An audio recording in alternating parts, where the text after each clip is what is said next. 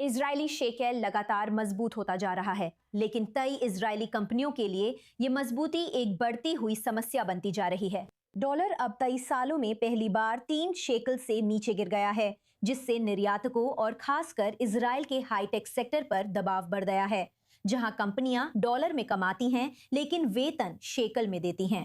व्यापारिक नेताओं ने चेतावनी दी है कि अगर यह रुझान जारी रहा और इसमें बढ़ती श्रम लागत और एआई क्रांति भी जुड़ गई, तो कुछ कंपनियां विदेश स्थानांतरित हो सकती हैं या पूरी तरह से बंद भी हो सकती हैं।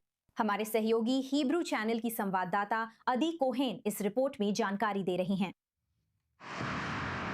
ईरान के साथ संघर्ष और अमेरिकी शेयर बाजार में उतार चढ़ाव के बीच डॉलर इस हफ्ते शेकल के मुकाबले स्थिर है और अब इसकी विनिमय दर 2 से शुरू हो रही है, जो सिर्फ बाजारों ही नहीं बल्कि इजरायली अर्थव्यवस्था और उसके इंजन को भी हिला रहा है। अधिकांश कंपनियां डॉलर में बिक्री करती हैं, वे निर्यातक हैं, जबकि वे यहाँ देश में वेतन शेकेल में देती हैं।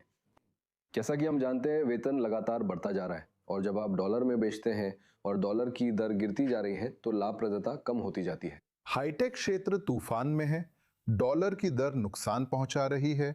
डॉलर में बेचने और शेकल में लेन देन करने वाले इससे बुरी तरह प्रभावित हो रहे हैं। एक ऐसा क्षेत्र जो अपनी सेवाओं के निर्यात पर निर्भर करता है और विदेशी मुद्रा के उतार चढ़ाव के प्रति बेहद संवेदनशील है। इजरायली हाईटेक को डॉलर की कम विनिमय दर के चलते काफी समय से बड़ा झटका लग रहा है और इसके परिणाम अब जमीन पर महसूस होने लगे हैं। अगर डॉलर की दर मजबूत होती है और हम शेकल और डॉलर के बीच अंतर देखेंगे और कंपनियां मौजूदा वित्तीय बचाव के साधनों का इस्तेमाल नहीं करेंगी तो हम इस हाईटेक क्षेत्र का पूर्ण पतन देखेंगे।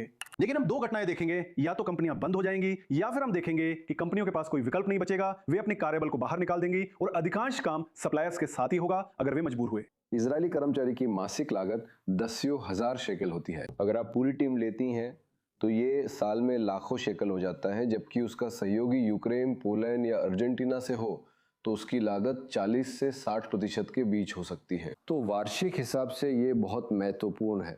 डॉलर की कम विनिमय दर और कृत्रिम बुद्धिमत्ता क्रांति के संगम पर एक असली भूकंप पैदा हो रहा है। ये दोनों बातें, या तो डॉलर अपनी उसी कीमत पर रहेगा या डॉलर गिरेगा, ये दोनों ही हाईटेक के लिए बहुत घातक है। कंपनियां बस फैसले ले रही हैं और जैसे हाईटेक तेजी से काम करना जानता है, वो पहले ही फैसले ले चुका है और उन्हें लागू भी कर रहा है। पिछले महीनों में बढ़ती की ताकत सिर्फ ये नहीं कि डॉलर इसी स्तर पर बना रहेगा, बल्कि एआई क्रांति के आसपास जो कुछ हो रहा है उसका भी असर है। कर्मचारियों को समझना होगा कि वे बहुत ऊंची तनख्वाहें नहीं पा सकते जब सस्ती विकल्प मौजूद है, अगर वे कोई अतिरिक्त मूल्य नहीं ला रहे हैं। साल की शुरुआत से डॉलर ने शेकल के मुकाबले 9% और पिछले साल की इसी अवधि से 19% की गिरावट दर्ज की है।